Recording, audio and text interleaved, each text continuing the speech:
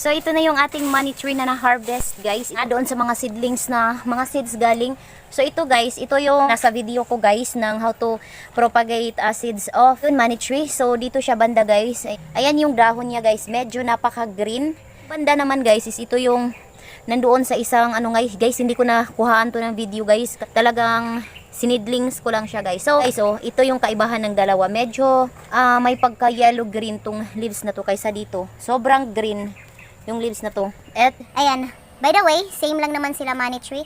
Yan, i-braided ko yan sila guys. So, ayan, tara. Magsimula na tayo guys.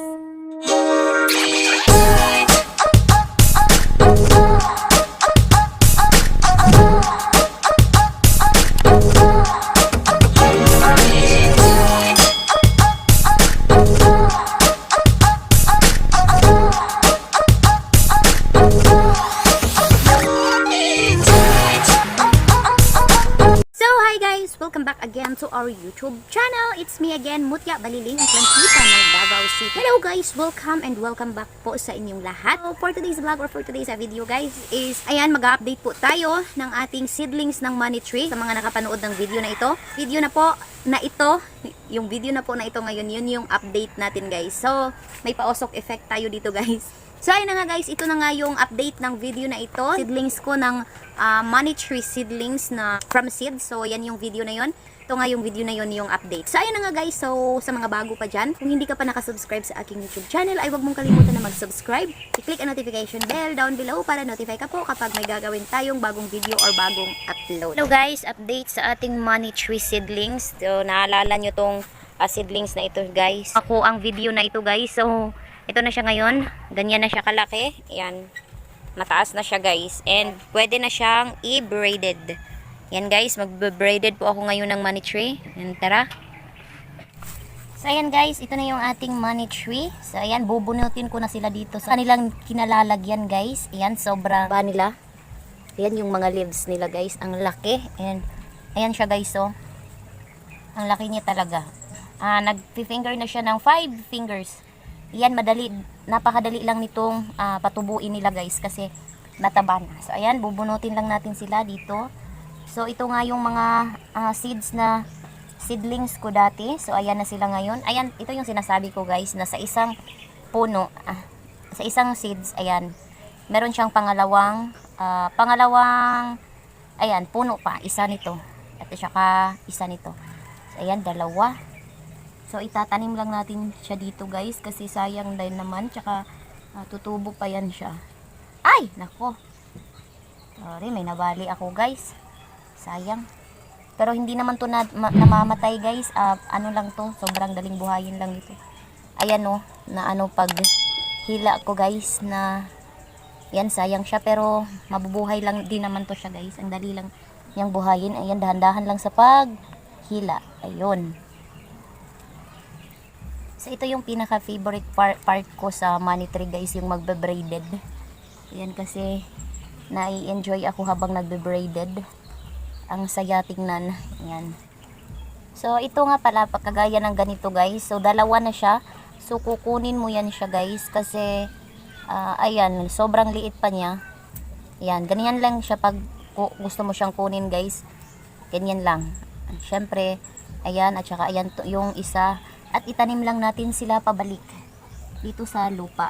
Yan, sobrang dry ng lupa ng aking seedlings today guys. Yan, hindi ko sila na 1 week na ata to guys, hindi ko na anuhan ng tubig. Yan. Ito guys, ito yung isang example ng dalawang puno sa isang liso ng money tree. Yan, tatanggalin lang natin to siya. Super daling tanggalin, ganyan. So ayan, okay lang yang may ano siya guys. Ganyan, okay lang siya yan. Na yan, hindi yan mamamatay guys. Then, yung ano is ibabalik lang natin dito sa seedlings na area. Ayan. Ayan siya sobrang ganda na.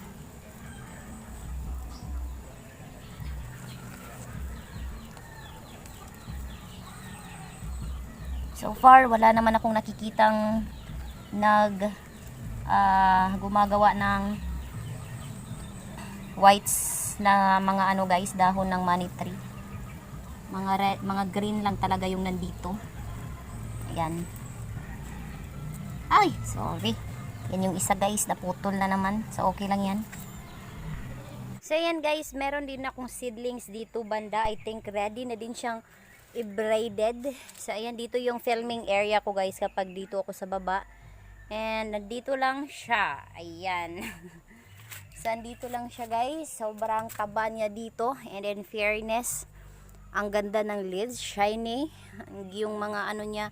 And then medyo mataas na yung iba guys. So ang gagawin ko dito is kukunin ko yung ibang mga, yun nga, yung mga seedlings guys. Kasi mataas na at saka nagsiksikan sila dito. Ayan yung ilalim nila guys. Ang dami nila. So nagsiksikan na sila dyan. And ready na, yung iba is ready na i-braided. Then kukunin ko sila guys kasi para makatubo naman yung iba. Kasi yung iba nga hindi sila tumubo gaya nito guys. Hindi tumubo ng dahil nga is natatabunan na sila ng mga malalaki. So ayan.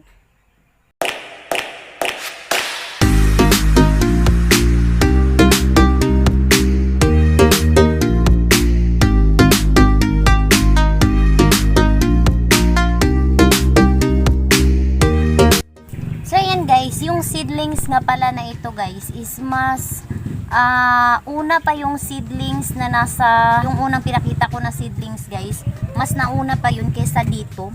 Pero so far ang ganda ng tubo ng seedlings na ito. Yung ito nga siya guys, yung mga pinunot ko ngayon, sobrang ganda ng tubo nila guys. Kasi yan guys, ang taas na nila, parang matataas pa nga siya doon sa unang naging seedlings ko. Kasi kapag like talaga nila yung place guys, is talagang magsastrive talaga sila guys. Yung di talaga mapipigilan yung tubo nila guys. Parang gustong gusto nila dito na place talaga eh.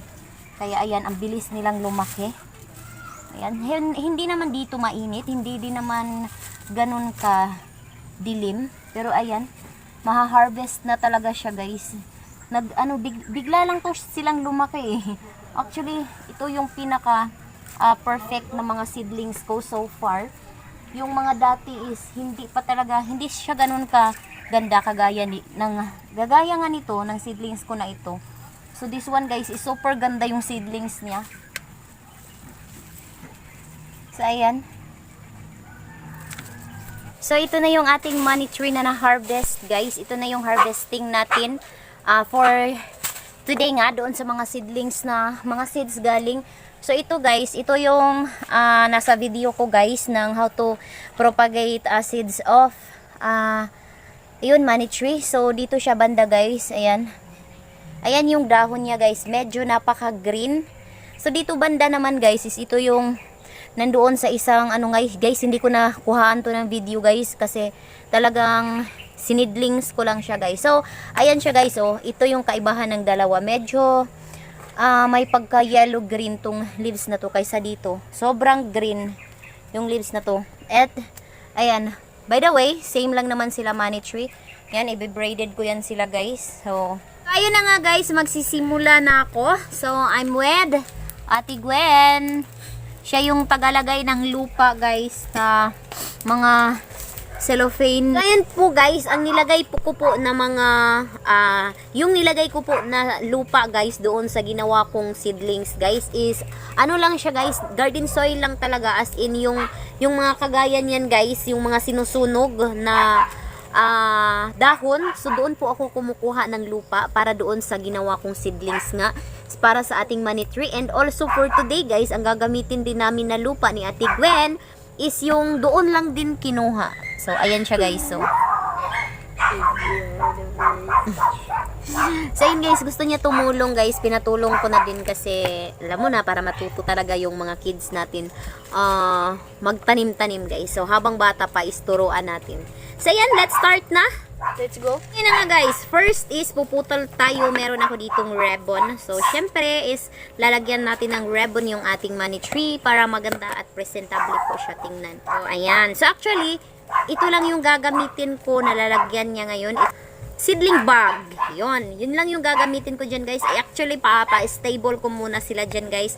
Bago ko sila ilipat sa yung pot nga. So, ayan guys, puputo lang ako ng ganito kahaba na red ribbon. So, ayan. So, ayan na nga guys. Ito na yung ating red ribbon. So, kukuha lang ako ng ating seedlings guys.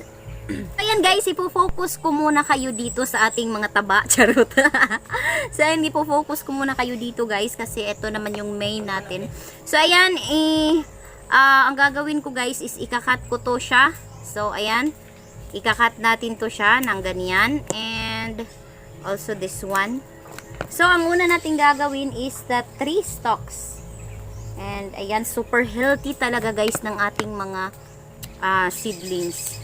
So, ayan guys, yung seedlings nga pala na to guys is binunot ko sila. Mga ilang minuto or may isang oras na din ang nakalipas. Kasi kapag dinidiretso po natin silang binibraided guys, pagkabunot is madali po silang mababali. Yun. Anong tawag nun? Mapuputol sila guys.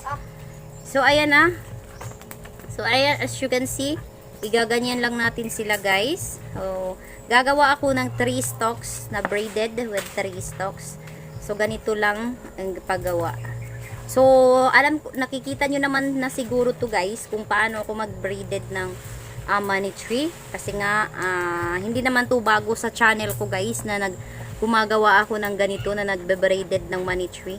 So, ayan, sa mga gustong matuto. So, visit nyo yung ibang video ko guys kung how to braid money tree. So this one guys is actually this video guys is makikita nyo naman siya kung paano ako mag-braided ng money tree. So baka gusto nyo lang i-visit yung ibang video ko, ganun, charot. So ayan siya guys, ginawa ko siyang ribbon. So importante talaga guys na itali natin sila para kapag bine-braided natin sila is hindi gumalaw. So ayan na siya. So dito sa gitna, and ayan guys, itong 3 stalks is ito yung pinaka simple or napakadaling i-braided, unlike doon sa ibang mga yung 7 stalks medyo mahirap-hirap din siya guys, pero sa kanila yung alam ko lang kasi i-braided guys is yung 3 stalks, 5 stalks and 7 stalks. So ayan, so mamaya is magbe-braided din naman ako after nito ng 5 stalks and 7 stalks. So ayan lang siya guys, super dali lang niyang i-braided. So dahan-dahanin lang talaga natin guys kasi para hindi talaga sayang kasi guys kapag nababali. Ayan, pakiramdaman mo yung stem ng money tree guys, baka kasi mabali siya. So try to pakiramdaman mo din sila guys. Medyo ayan, gumaganon sila, pero kailangan po natin silang lagyan ng stick para mag straight po yung tubo nila. So ayan, ilalagay ko na siya dito sa ating seedling bag. So again, yung ginamit ko na lupa nito is yung lupa lang na nasa it's a garden soil. It's a normal garden soil lang yung ginagamit ko sa ating soil. So ayan guys, tapos ko na siyang ilagay sa ating lupa. So as you can see is ganito po talaga ang mangyayari guys. Medyo pumapaling po talaga siya guys kasi hindi niya yung stem niya kasi guys is binibraided nga. So nawala na yung succulent part niya, kaya ganito talaga siya guys. Kaya kailangan natin siyang lagyan ng stick para mag-straight.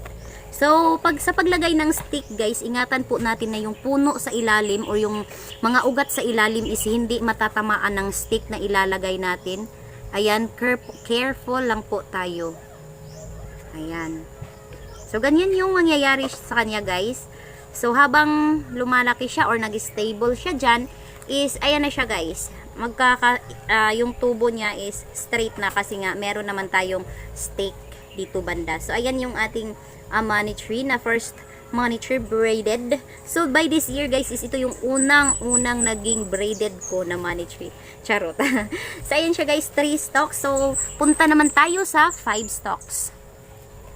So, ayan, kukuha ako dito, bandang dito. Ayan guys, meron ako ditong medyo maliit to, kaya anuhan natin, palitan natin. So, ito. So, ayan na siya guys. 1, 2, 3, 4, 5. So, wag nating kalimutan guys na kapag nagbe-braided is kunin. So palitan natin to siya guys kasi naano siya guys eh. Pag bunot ko guys is naputol yung ugat niya. Pero wag niyo pong itapon kapag na ganito po kasi mabubuhay pa po siya 100%. Hindi po siya masasayang guys kasi kapag tinusok niyo siya pabalik sa lupa is mabubuhay po ulit siya. So pasensya na guys kung yung hindi niyo nakita yung mukha ko kasi dito ko kayo ipo-focus sa ating ginagawa. So ayan na siya. Ito yung ipapalit natin. So as usual, tanggalin natin to siya. Isa and dalawa. So kapag magsisidlings ka po ng money tree guys, is lalabas po talaga ang ganito. Kung wala na ang ganito is na ano na siya guys, nahulog na or hindi mo na malayan na nahuhulog na. So ayan siya guys, kailangan natin siyang gupitin. So first guys, so kailangan nyo po talagang isanitize yung gunting nyo para naman is hindi po magkakaroon ng problema sa ating dito na banda na kinat. So ayan na yung ating money tree. Ibe-braided na natin siya guys, yung 5 stalks. And also the next guys is yung ating 7 stalks. So abang-abang lang. So ayan. 2, 4, 5.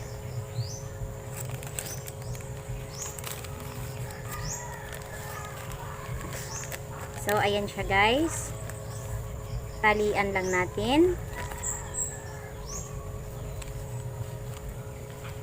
Tali, and then gawin nating ribbon.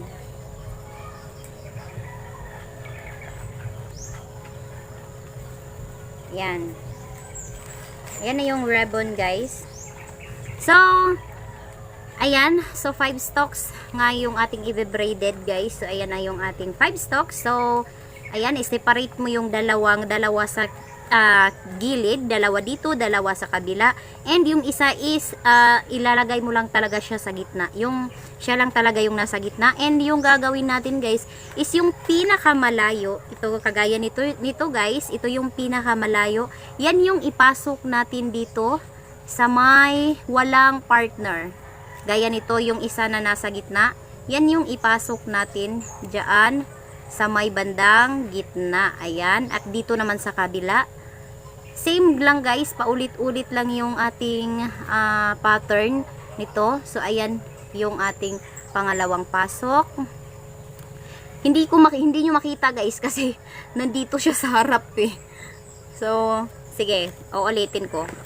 So ayan guys, sa harap natin siya ipasok, nandyan kayo eh.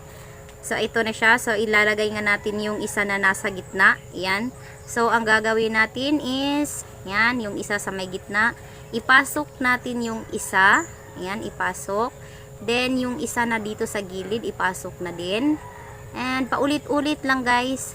Dito naman sa kabila, yung pinakamalayo, yun po yung ilagay sa yun nga po yung ipasok natin sa pinakagitna. Yan guys, paulit-ulit lang talaga yung pattern na yan guys, as in sa mga hindi pa marunong dyan mag-braided ng money tree. So ganyan lang siya guys, sobrang dali lang niyang i-braided. Yan.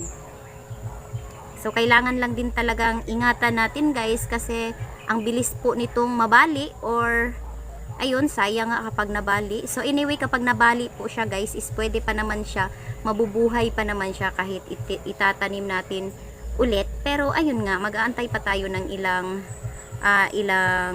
araw. Harap ko muna siya dito guys kasi nawala ako sa pattern eh. So ayan, or ilang days kapag nabali po kasi siya guys is mahirap po talaga mag-aantay na naman tayo ng how many months, how many days para tumubo or magkaroon siya ng bagong ayon. Yon yung sinasabi ko guys kapag nabali siya. So ayan siya guys, so yan, naputol siya. So kailangan po natin siyang palitan. So back to 0. So hindi talaga siya dapat guys, dapat po talaga tinatanggal siya guys kapag ayun, manabali po siya guys kasi sayang lang yung effort natin guys. So I mean hindi naman siya sayang kasi hindi din naman siya mamamatay, pero magkakaroon kasi siya ng bagong sibol dito banda sa nabali niya, kaya it's better na palitan natin para yung tubo nila is magkapantay. So ayan, hahanap tayo ng kasize nito, yung kasize ng kanilang mga yung kanilang iyan, same size sa kanilang stem. Yan guys, back to basic. Yan, ita-timeslap ko na lang kayo guys para hindi ma-full yung memory natin sa cellphone.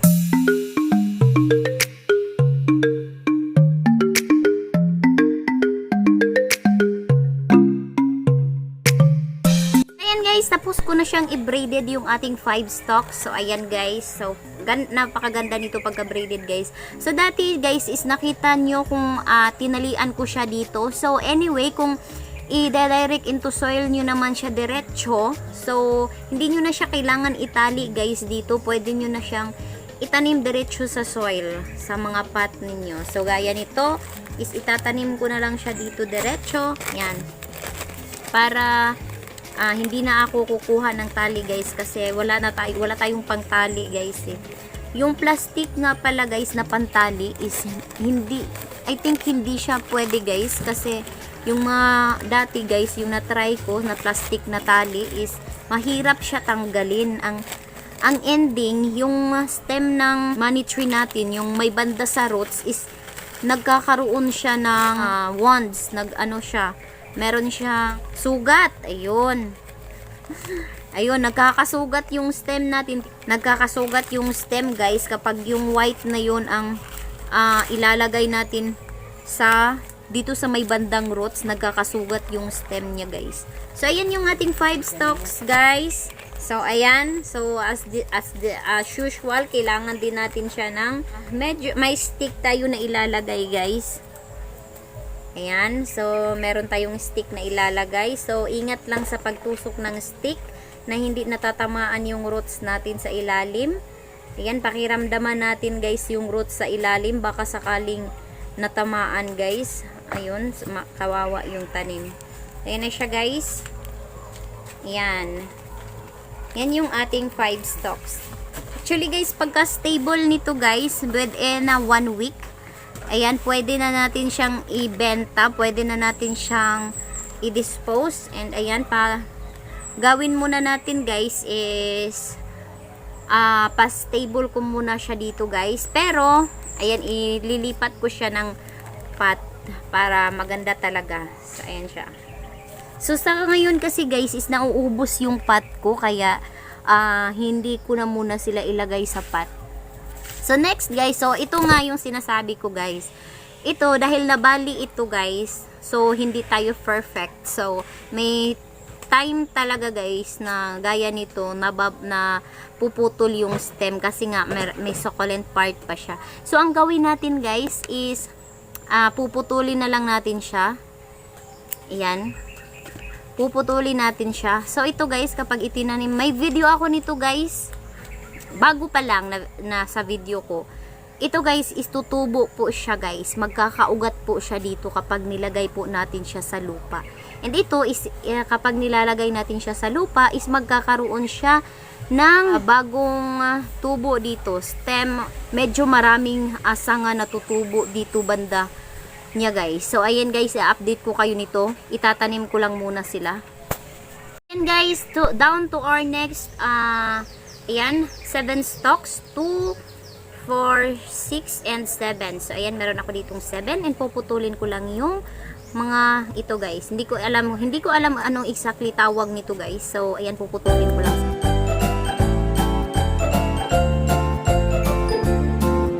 So, ayan, guys. After ko maputol, is kukuha na naman tayo ng red. Ayan, ribbon.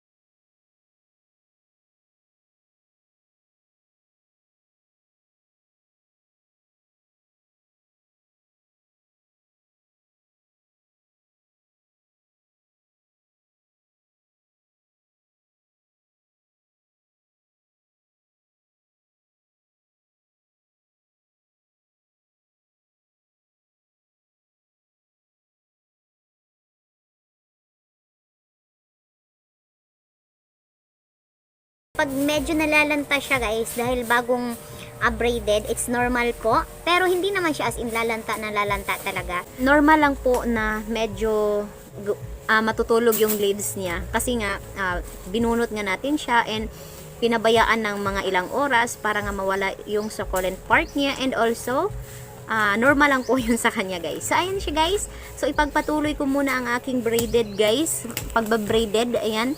Medyo ita-timeslap ko na lang kayo guys kasi para hindi yung ma-full yung ating memory sa cellphone. Kaya ayan.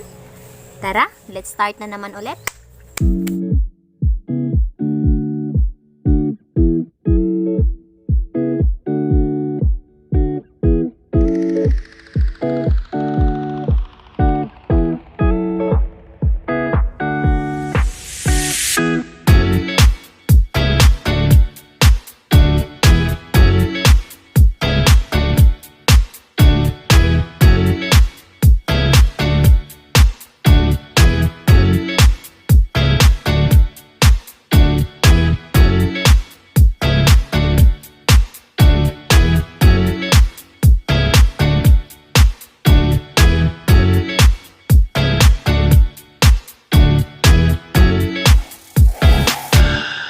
So, ayan guys, dagdag ko lang po guys sa mga dyan. May nagtatanong po kasi sa akin guys, baka po daw kasi is mamatay yung halaman or yung ating money tree kasi nga binibraided nga yung stem niya.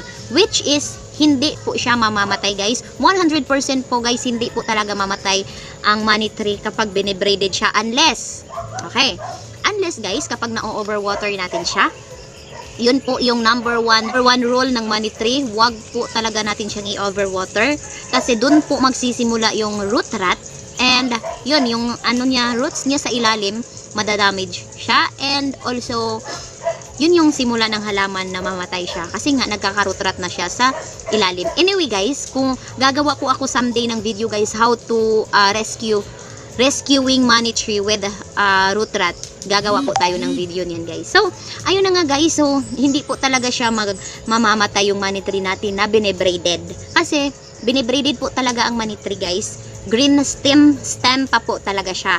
Dahil nga, kapag malaki na yung stem, is hindi na siya mababraided and also, mahirap na siyang i-braided. So, dapat talaga na kapag nagbe-braided tayo ng money tree, is yung green stem pa talaga siya.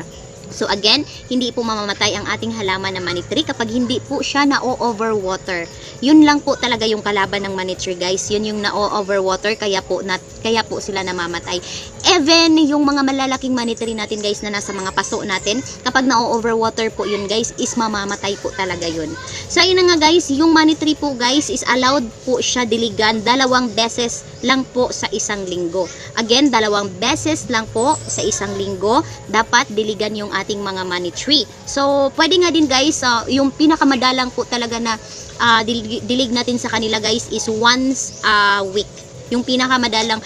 And kung kapag nasa labas sila at saka umuulan guys, wag niyo na pong diligan guys. Yung mga money tree ko na nandito sa labas guys is hindi ko po sila dinidiligan lalo na kapag umuulan.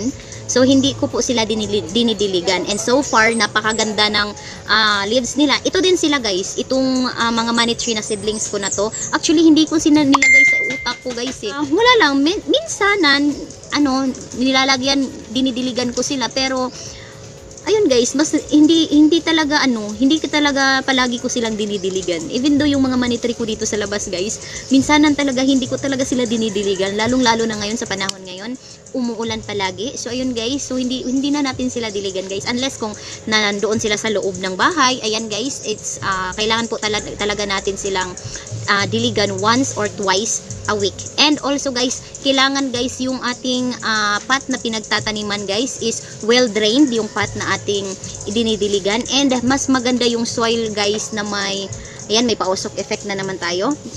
Tapos maganda yung soil nila guys na may konting halong sand. Or should I say yung mga kagaya nga nung sinabi ko guys, yung mga garden soil lang talaga guys, katulad nga nun, yung mga dahon na sinusunog guys, yun, sobrang taba ng mga money tree sa ganong soil.